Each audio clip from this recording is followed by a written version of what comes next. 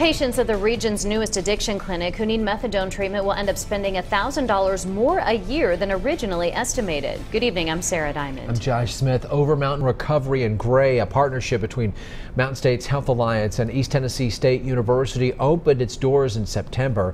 Nate Morabito found out the clinic's methadone fee is 23% higher than first announced.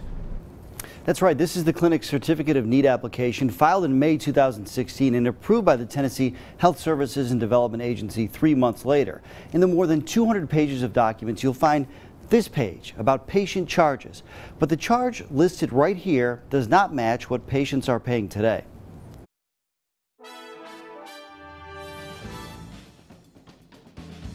The motion passes. The CON is granted. In a unanimous vote, this state board approved Overmountain Recovery's Certificate of Need application last year, an application that said its methadone maintenance treatment after initial intake would cost each patient approximately $13 per day, a fee that would cover the medication, counseling, case management, social work, and testing. But now that the clinic's in operation, Mountain States Health Alliance confirms it increased that fee to $16 a day. The health system, along with East Tennessee State University, formed a not-for-profit to manage the facility, a clinic that offers methadone, individual counseling, and group counseling. As we have success with the clinic and grow the clinic, any additional proceeds from the operation of the clinic is going to go back into the center at ETSU, which will be focused as well on prevention and education. That's what the clinic's senior executive told us in January about what the facility would do with its profits. Most recently, she said the clinic offers financial help to those who can't afford treatment. Those who need some assistance or uninsured or underinsured will ensure that there's access to care. That care now not only costs more than first estimated, it also costs more than Overmountain's competitors previously proposed in their certificates of need in recent years.